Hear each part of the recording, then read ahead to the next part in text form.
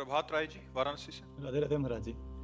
राधे राधे महाराज जी। महाराज जी, मैंने पुलिस की सेवा में आने से पूर्व श्री रामचरितमानस पर हाथ रखकर कसम ली थी कि जीवन में रिश्वत नहीं लूंगा। अभी तक निर्वहन भी कर रहा हूं, परंतु अनेकों लोग समझाते हैं कि अगर कोई व्यक्ति खुशी से दे रहा है तो लेने में क्या जाता है। हम एक सैनिक है जो समाज की सुरक्षा के लिए हमें सरकार वेतन देती है। खुशी से कोई हमको दे दे तो कोई हम तीर्थ पुरोहित थोड़ी कि कोई खुशी से दे दिया। हम एक सैनिक है। खुशी से वही देगा जो दोषों को छुपाना चाहता है और निर्दोष को फंसाना चाहता है, वही खुशी से देगा। निर्दोष कभी आपको पैसा नहीं देगा, देगा तो दोषी ही देगा। क्यों?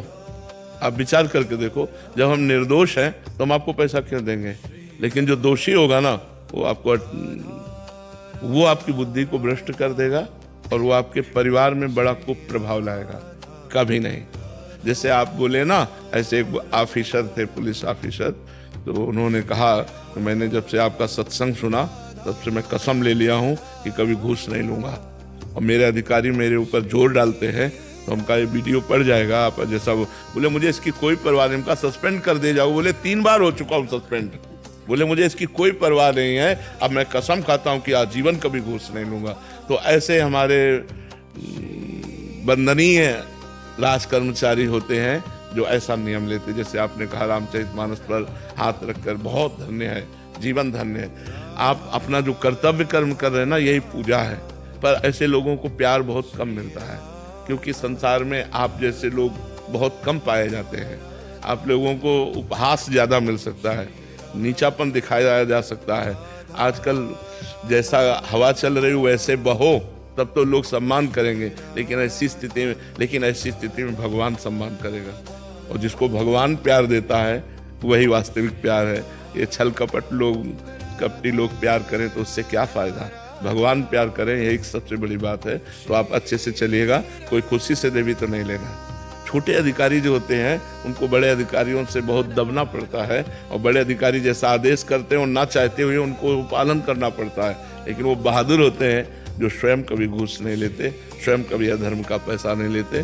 धन्यवाद है, ऐसे बहुत से ही होंगे। हम उनको धन्यवाद देते हैं जो धर्म से चलते हैं, कभी घूस नहीं लेते, कभी निर्दोष को दंड नहीं देते और दोषी को बख्शते नहीं। ये बहुत अधिकार, अपने अधिकार के अनुसार चले तो बहुत समाज की सेवा हो सकती है। बहुत दोनों के फल में क्या अंतर होगा? एक नहीं ले रहा, खुशी से दे रहा है, और एक ले रहा है, इसका और इसका क्या होगा? हाँ, जो ले रहा है, अब हम कैसे तुम्हें बताएं? चलो के परिवार के पूरे सदस्यों की फोटो लीजिए और उनके परिवार की जानकारी कीजिए कैसे चल रहे हैं। और जो नहीं ले रहे हैं, आप उनके परिवार की जानकारी कीजिए। परिवार के लिए तो अर्थ लिया जाता है। हम प्रायः देखा है, बड़े बड़े अधिकार के पदों में अगर आपने घूस अधिक ली है तो आपको अंत में रोना पड़ेगा, और अंत में आपको विनाश अपनी आंखों से देखना पड़ेगा। अपनी आंखों से सब कुछ नष्ट होते हुए आपको दिखाई देगा। इसलिए बहुत होश में रहना चाहिए। घूस, बेईमानी, अधर्म का पैसा परिवार को बहुत हानि पहुंचाता है, और अपने तो जलेंगे ही क्योंकि अपना कर्म है। इसलिए बहुत धन्यवाद है। आप नमक रोटी खाओ, भले साइकिल से चलो, लेकिन जो हमारी सरकार फीस देती है, पेमेंट देती है, उसी से अपना गुजारा करो। अन्य पैसे लेने की कोशिश मत करो, तो आजीवन तुम बादशाह रहोगे, अपने मन के बादशाह रहोगे। तुम्हें कभी अपना मन तुम्हें गिलानी में नहीं लाएगा। तुम्हें रहेगा ठीक है, हम अपने बच्चों की कामनाएं पूर्ण नहीं कर सकते, अपने परिवार को VIP नहीं दे सकते भोग सामग्री, लेकिन मैं धर्म से चला हूं। तो ये आपको एक अंदर पुष्टता प्रदान करेंगे, और भगवान आपके सहयोग में रहेंगे, और जिसके सहयोग में भगवान रहते हैं उसका मंगल ही होता है। महाराज जी, इनका भी सिमिलर प्रश्न है। ये कह रहे हैं कि अनैतिकता से अर्जित धन प्राप्त करता हूँ, पता होते हुए भी कहीं ना कहीं गलत कर रहा हूँ, लेकिन मन संकेत देता कि सब कर रहे हैं, वो तो सही चल रहा है। नहीं, ऐसा नहीं। सब कर रहे हैं तो सब भोग भी तो रहे हैं। तो मुझे लगता है थोड़ा अपनी आवश्यकताओं को कम करके यदि हम धर्म पूर्वक चलें तो ज़्यादा अच्छा रहेगा।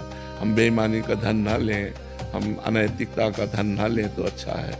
और जो आ चुका हो उसको गौशाला है, बीमारों की जहाँ फ्री दवाएं दी जाती हैं, ऐसी जगह में उसको दे देना चाहिए।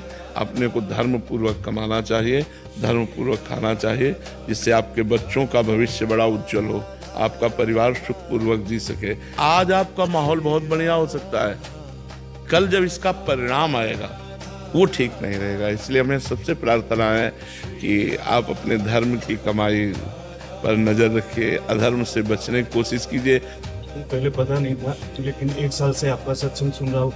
फिर पता चला, तब तक देरी हो चुकी थी। फिर पता चला कि जो घटनाएं मेरे साथ घट रही है ना, वो कहीं ना कहीं ये अनैतिकता से आए हुए पैसे से कहीं ना कहीं हो रही है। जी, लेकिन आप एक बार भी बोल दो, नहीं लूंगा, अभी कभी नहीं लूंगा।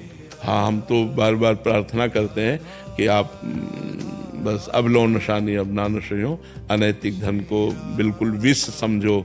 जैसे विष है ना, वो मार ही देता है, मार ही देता। विष है, उसका स्वभाव प्रभाव है मार।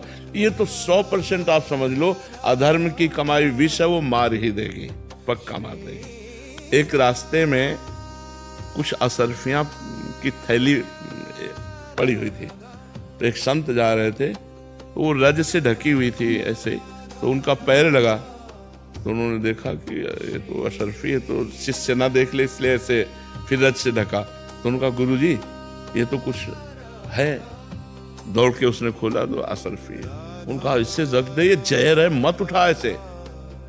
तो उनका गुरुजी जहर है, इसमें क्या? बोले मार डालेगी ये माया अपवित्र है। तो गुरुजी हमें इस बात पर विश्वास नहीं हो रहा है, मार कैसे डालेगी? तो उनका इसको यहीं रखी रहने दो, चलो उधर झाड़ी में चुपचाप बैठो, चल के हम तुमको दिखाते हैं ये माया कैसे मार डालेगी। अपवित्र माया है, जहां जाएगी उसकी बुद्धि भ्रष्ट कर देगी। अपवित्र माया का, अधर्म का स्वरूप यही होता है। तो 4 राज सैनिक घोड़ों पर चढ़े हुए उस समय वहां से निकले, तो एक की दृष्टि पड़ी, अरे बोले यार इसमें तो सैकड़ों असरफियां हैं। बोले यार ये तो आज हमारे भाग्य खुल गए। चारों पेड़ के नीचे बैठ गए, कहा 4 हिस्से लगा लिए जाएं। बोले 4 हिस्से बाद में लगाएंगे, पहले इससे 4 असरफी निकालो। जाते हैं, बढ़िया भोजन बनवा के लाते हैं और अपने चारों लोग पाते हैं, और फिर इसके 4 हिस्से कर लिए जाएंगे। तो नजदीक में ही बाजार थी, 4 असरफी लेकर बाजार में गए। उन दोनों ने विचार किया, जो बाजार गए, कि यार उसके 4 हिस्से क्यों, 2 हम और तुम। बोले भोजन में विष मिला दो और फिर ले चलते हैं, और दोनों मर जाएंगे, 2 हिस्से हो जाएंगे। ठीक है, वो स्वयं तो अच्छा भोजन पाए और 2 के लिए जहर युक्त भोजन बनवा के लाए। उधर दोनों ने विचार किया, इसके 4 हिस्से होंगे। बोले आते ही गोली मार दो 2 को, और इसके 2 हिस्से कर लेते हैं। बोले ठीक है। तो जो ही दोनों भोजन लेकर के आए, सो ही दोनों को शूट कर दिया। उनका यार मार तो दिया ही, भोजन पा लेते हैं आराम से, फिर हिस्सा करके चलते हैं।